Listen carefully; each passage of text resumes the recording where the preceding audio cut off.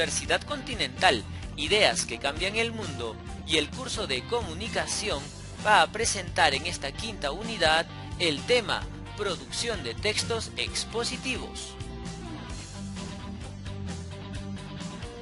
Veamos entonces el resultado de aprendizaje de la unidad. El estudiante, al término de la quinta unidad, redacta textos expositivos considerando sus características y estructura para presentarlo ante un público en un discurso académico expositivo.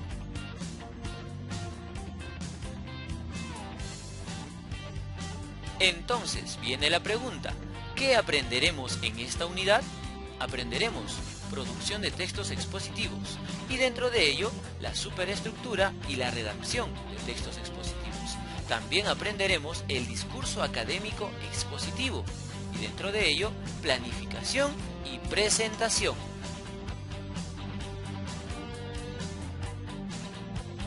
Empecemos entonces a desarrollar la producción de textos expositivos.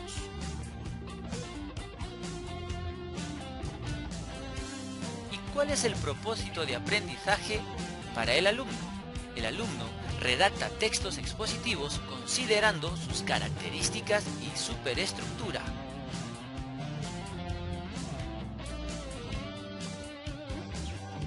La introducción corresponde a la parte inicial del texto, que puede ser más de un párrafo. Debe predominar un tono ameno y sugerente, con el objeto de despertar el interés del lector. En esta parte tenemos que capturar a nuestros lectores, tenemos que generarles ese interés, esa curiosidad por querer saber los pormenores que vamos a desarrollar en nuestro tema. Por lo general, presenta las siguientes tres características. En primer lugar, la introducción deberá de presentar un marco del tema. En esta parte debemos de transmitir de una manera sugerente ¿cuál podría ser nuestro tema? En la segunda parte debemos denunciar explícitamente el tema, es decir, de manera directa y puntual. En la tercera y última parte debemos de anticipar el desarrollo de los subtemas que vamos a abordar dentro del desarrollo del texto.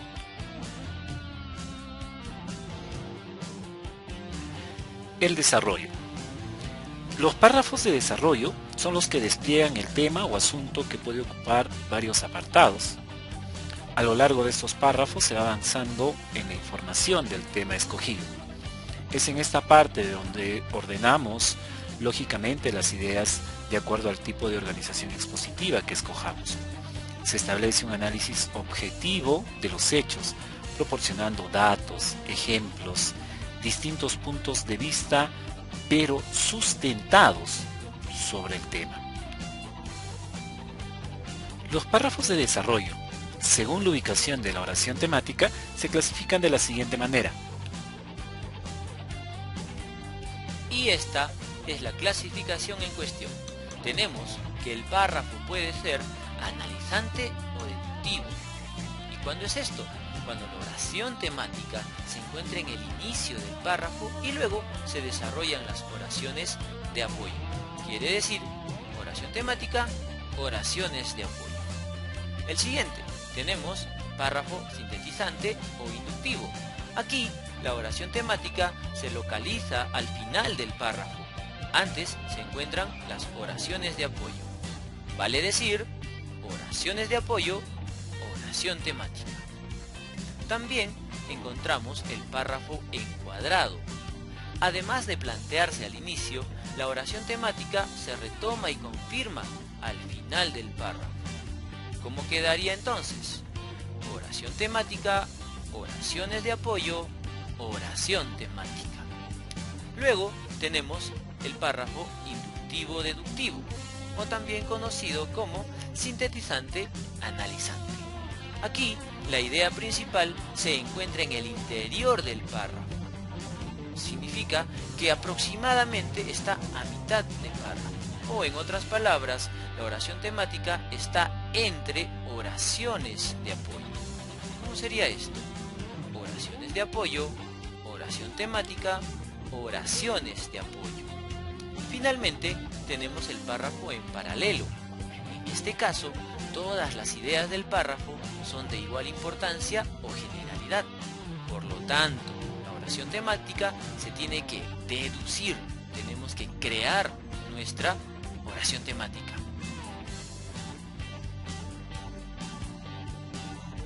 Los párrafos de desarrollo también se clasifican tomando en cuenta su forma de organización temática. Veamos esta clasificación. Veamos entonces el primer tipo de párrafo de desarrollo según su forma de organización temática. ¿Y cuál es? El de colección o listado. Y aquí se organiza la información en forma subordinada, elementos, características y atributos por categorías o grupos. Veamos entonces en el ejemplo. Los pulmones están situados dentro del tórax, protegidos por las costillas y a ambos lados del corazón. Son huecos y están cubiertos por una doble membrana lubricada, serosa, llamada pleura. Están separados el uno del otro por el mediastino. Vamos a analizarlo. Los pulmones están situados dentro del tórax, protegidos por las costillas. ¿Quiénes están protegidos por las costillas? Los pulmones. A ambos lados del corazón. ¿Quiénes están a ambos lados del corazón? Los pulmones. Son huecos. Los pulmones están cubiertos por una doble membrana lubricada llamada pleura. ¿Quiénes están cubiertas por la pleura? Los pulmones. Están separados el uno del otro por el mediastino. ¿Quiénes están separados el uno del otro por el mediastino? Los pulmones. Como puedes ver, lo único que hemos hecho a lo largo del párrafo es nombrar atributos y características respecto a los pulmones. En el siguiente párrafo va a suceder lo mismo con la pleura. Léelo completo, ponle pausa y notarás ese detalle. Como segundo tipo de párrafo encontramos el secuencial o cronológico. Y es que aquí se organiza la información de acuerdo a la sucesión temporal de un evento. Expresan orden en las acciones. Veamos. Primero, la neumonía es precedida por una enfermedad como la gripe o el catarro común. Después, aparece como síntoma la fiebre que se prolonga por más de 3 días. Posteriormente, la frecuencia respiratoria aumenta. Al final, se produce un hundimiento o retracción de las costillas con la respiración, que se puede observar fácilmente con el pecho descubierto, además de tener un quejido como asmático. ¿Qué hemos utilizado aquí para generar el orden, la sucesión temporal? Conectores, pues. Primero, después, posteriormente, al final. Y esta ubicación de los conectores nos da la secuencia cronológica justamente. El tipo de párrafo comparativo organiza la información estableciendo relaciones de semejanza y diferencia. Veamos el ejemplo. El frío se relaciona con la neumonía, igualmente con otras infecciones respiratorias como la bronquitis. Con la bronquitis, la infección queda limitada a los bronquios y no se ven afectados los alveolos pulmonares, a diferencia de la neumonía, en la que sí se afectan con seriedad. En general, la bronquitis es mucho más leve, mientras que una neumonía podría derivar en un cuadro severo y mortal. Como puedes notar, lo que está resaltado con rojo nos ayuda a generar esas relaciones de semejanza y diferencia.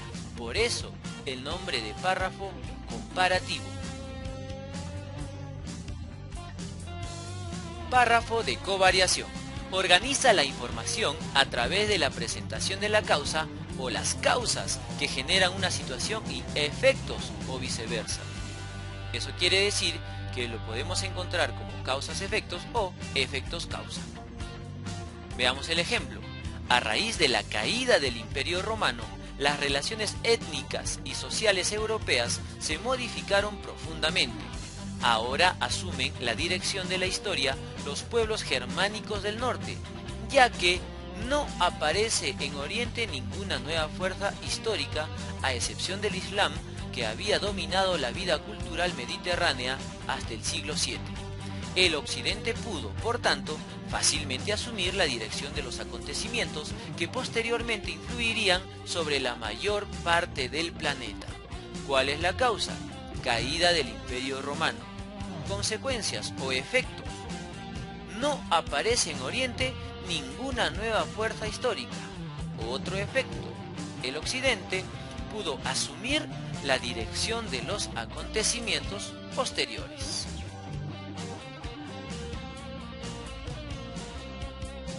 También tenemos el tipo de párrafo de problema-solución. Aquí se organiza la información presentando el problema, sus consecuencias y sus posibles soluciones. Veamos cuál es el problema. El problema de salud pulmonar, conocido como neumonía, y allí está el problema. Puede ocasionar internamiento hospitalario. Esa sería la posible consecuencia, el cual se puede prevenir considerando lo siguiente. Y aquí empiezan las posibles soluciones. Leamos. Medidas de higiene que consisten en el lavado de manos, uso de mascarillas para evitar contaminación y dispersión de gérmenes. También la aplicación de vacunas antigripales, que son las únicas medidas preventivas que han demostrado la disminución de la incidencia y de la morbimortalidad en niños y ancianos. Puedes notar de rojo el problema. ¿Cuál es? Salud pulmonar, neumonía. Las consecuencias o la consecuencia, ocasionar internamiento hospitalario. Posibles soluciones para prevenir todo esto la leemos después de los 2 puntos allí en el ejemplo.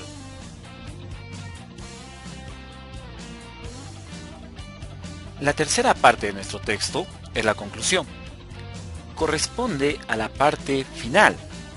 En esta parte, que es muy importante, es donde debemos de redondear las ideas y ofrecerle un buen final al texto. Si bien es cierto existen diversas modalidades de conclusión, podemos decir que sus secciones específicas son 2.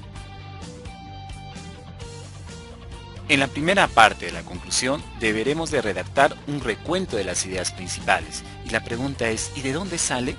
Pues sale de un parafraseo y construcción de una síntesis a partir de las oraciones temáticas de cada uno de nuestros párrafos de desarrollo.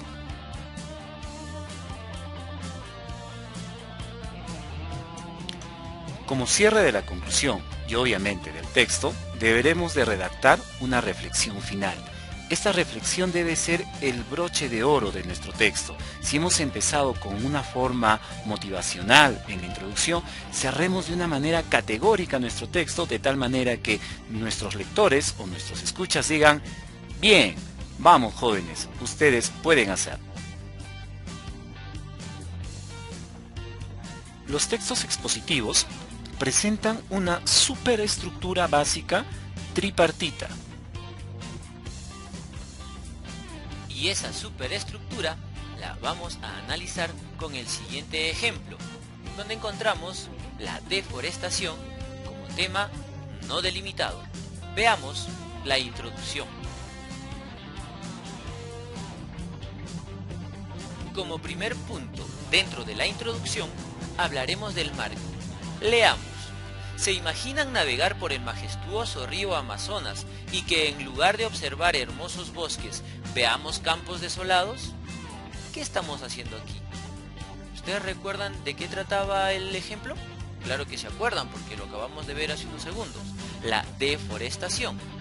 Y para hablar de la deforestación, ¿qué estoy utilizando aquí en el marco? Estoy hablando del río Amazonas, de navegar por él y que en vez de hacerlo me encuentre campos desolados.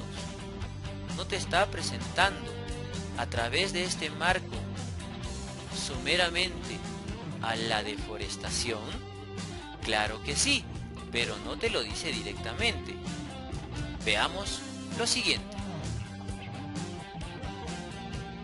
Ahora encontramos la enunciación en el 1.2. al proceso mediante el cual se despoja indiscriminadamente de los árboles a un terreno lo conocemos como la deforestación.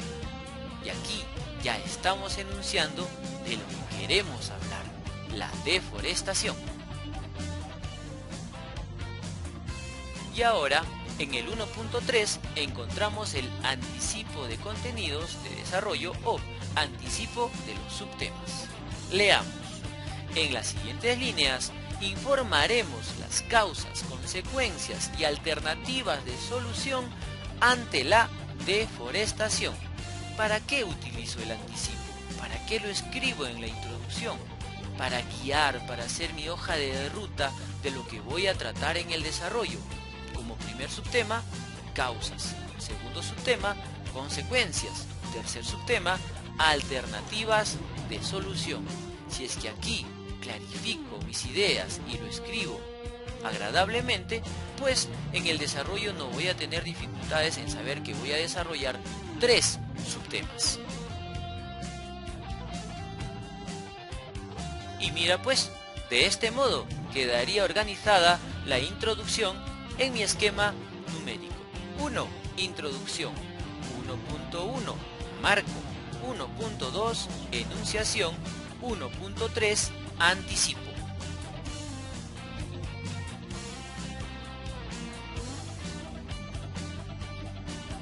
Mira qué fácil, ¿ve? Ya estamos en el desarrollo. Y aquí empezaremos desarrollando el primer subtema.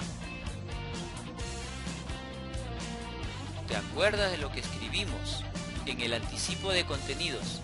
Allá arriba en la introducción. Ajá, causas de la deforestación.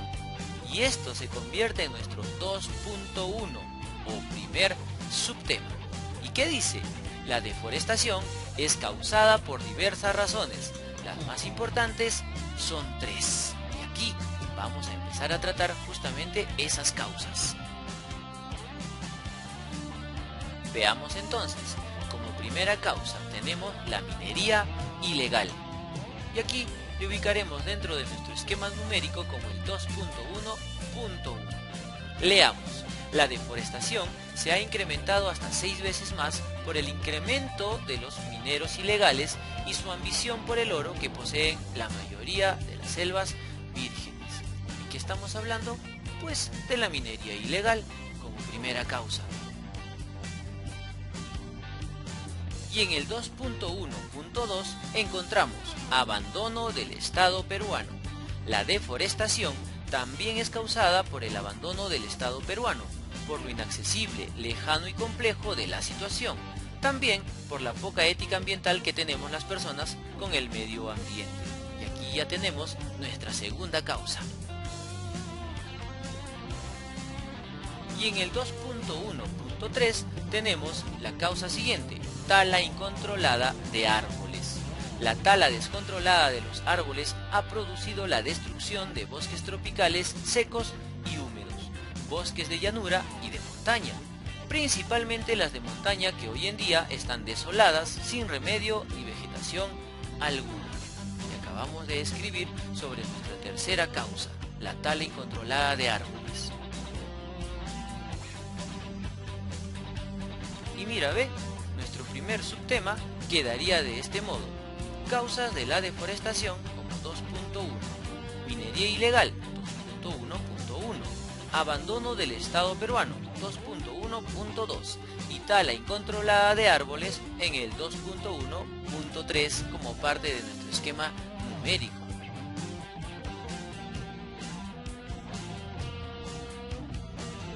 Seguimos en el desarrollo. Y ahora, ¿de qué vamos a hablar? Ajá, tú lo has dicho, en el segundo subtema tenemos las consecuencias. Leamos. En el 2.2 tenemos consecuencia de la deforestación. Muchas y diversas son las consecuencias que trae consigo la deforestación, las cuales, al igual que el medio ambiente, se encuentran interrelacionadas entre sí, causando un efecto dominó catastrófico. Veamos pues cuáles son esas consecuencias. Y En el 2.2.1 encontramos pérdida de bosques vírgenes y humedales. Aquí está la primera consecuencia. La deforestación está generando la pérdida de bosques y humedales, tal como lo podemos observar en Madre de Dios, donde unas 7.000 hectáreas de bosques vírgenes y humedales han sido arrasados por la minería ilegal. ¿Ya le sigues el juego? Claro, ahora tenemos la segunda consecuencia. 2.2.2 Cambios climáticos repentinos. Los vientos huracanados, las fuertes heladas, el fuerte calor, todo eso es la consecuencia de un gran desequilibrio en la naturaleza. ¿Viste qué fácil es armar un texto expositivo? ¿Qué nos viene ahora? La tercera consecuencia, pues. Pérdida de la biodiversidad como 2.2.3. La deforestación provoca la pérdida de biodiversidad debido a que la destrucción anual de millones de hectáreas de bosques ocasiona la extinción de miles de especies y variedades de plantas y animales. Y aquí va, directo al blanco. 2.2 Consecuencia de la deforestación. 2.2.1 Pérdida de bosques vírgenes y humedales. 2.2.2 Cambios climáticos repentinos. Y 2.2.3 Pérdida de la biodiversidad. 3 consecuencias, ¿viste? 3.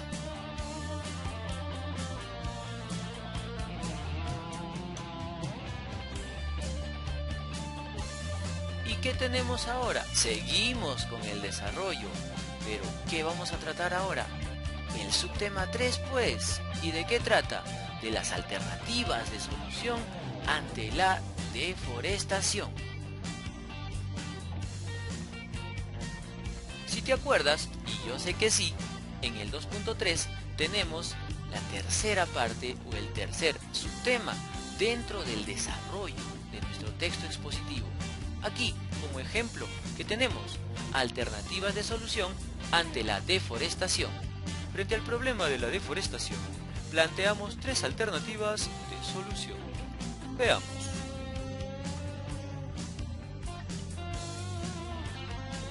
¿Y qué tenemos aquí? El 2.3.1 Declaración de áreas protegidas. El Estado, con carácter de urgencia, debe declarar las zonas de bosques vírgenes y humedales como áreas protegidas. Y tenemos la primera alternativa de solución dentro de nuestro ejemplo de texto expositivo.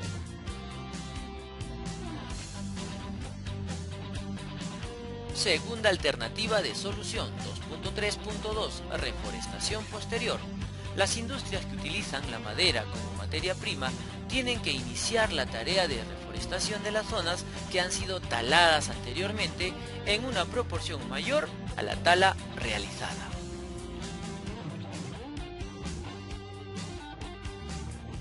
Y para concluir nuestro trabajo dentro del desarrollo y dentro del tercer subtema nos encontramos el reciclaje de papel como el 2.3.3. Tomemos en cuenta que uno de los principales usos de la madera es para la elaboración del papel, por lo cual se debe de promover campañas de reciclaje de papel con la finalidad de disminuir el consumo de celulosa.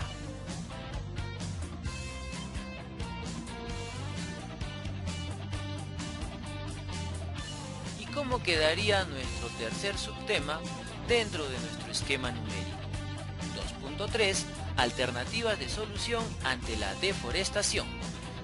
2.3.1 Declaración de áreas protegidas. 2.3.2 Reforestación posterior. Y 2.3.3 Reciclaje de papel.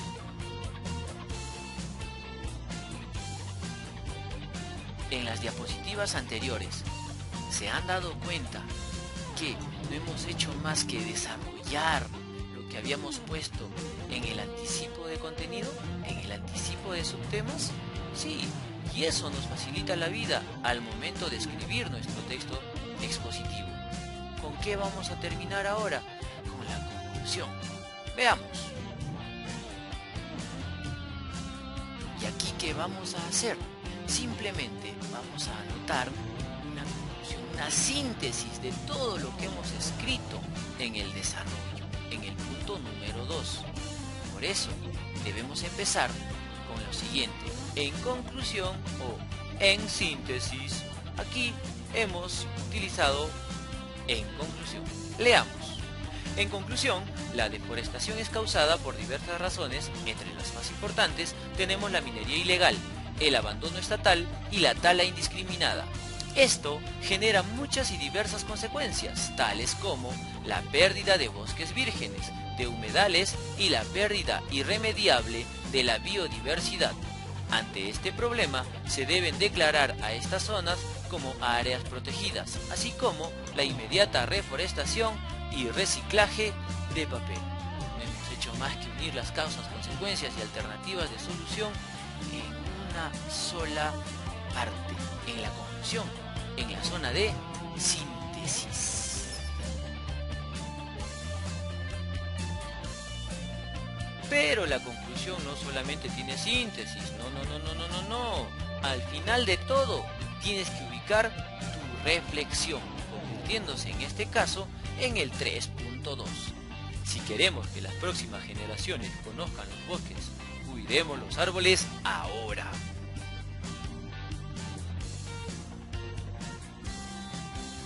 Y de este modo quedaría nuestra conclusión. 3.1, síntesis. 3.2, reflexión.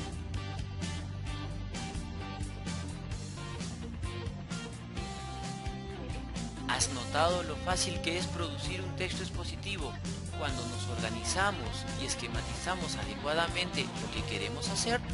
Sí, ¿verdad? Ahora, para complementar la información anterior, vamos a hablar de el discurso académico expositivo.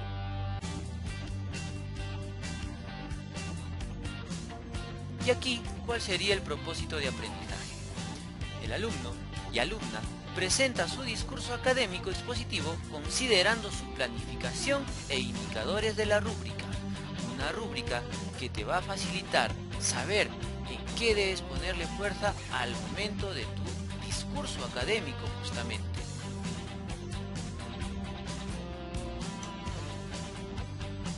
Dicho lo anterior, veamos la planificación del discurso.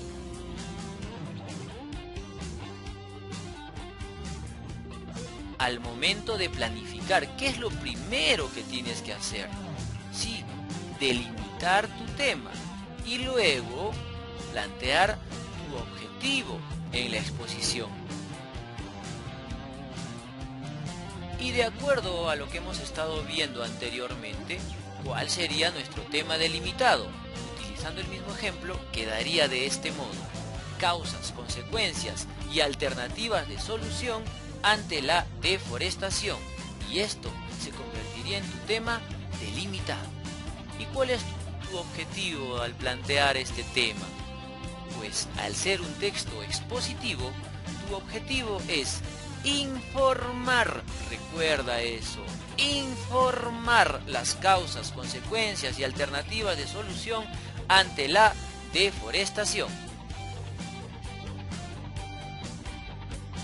Una vez que hayas delimitado tu tema y hayas planteado tu objetivo, tienes que diseñar tu presentación en función al esquema desarrollado.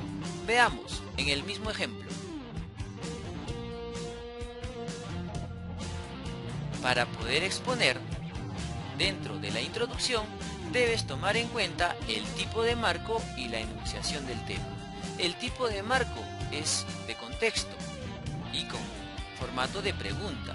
¿Se imaginan navegar por el majestuoso río Amazonas y que en lugar de observar hermosos bosques, veamos campos desolados? Ahí está tu tipo de marco. ¿Y cuál es la enunciación del tema? ¿Recuerdas lo que hicimos antes? Sí, ¿verdad? Al proceso mediante el cual se despoja indiscriminadamente de los árboles a un terreno lo conocemos como la deforestación. Ya está, es lo que necesitas, es lo único que necesitas saber para poder exponer luego. Sigamos ahora con el desarrollo. Y esos cuadritos, esas celdas que ves allí, las tienes que rellenar con información puntual. Veamos el ejemplo.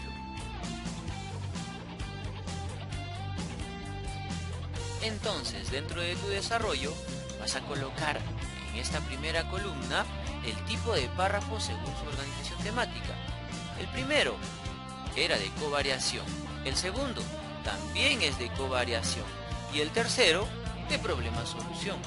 En el caso del primer subtema, presentamos las causas, segundo subtema, consecuencias, tercer subtema, alternativas de solución.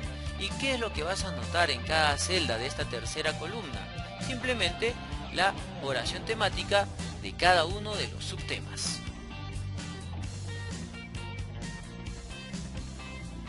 ¿Y qué nos falta? Claro, la conclusión. ¿Y qué tenemos allí? Síntesis y reflexión de contenido. Veamos el ejemplo. ¿Te acuerdas, verdad, con qué empezamos la síntesis? Con las palabras en conclusión o en síntesis, y luego escribes lo que ya hemos desarrollado anteriormente. Y luego tenemos también la reflexión. Estas dos partes son o pertenecen a la conclusión.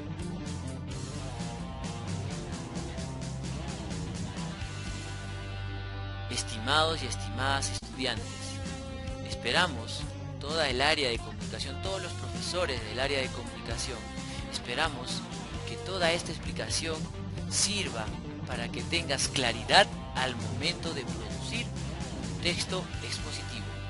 Gracias por su atención.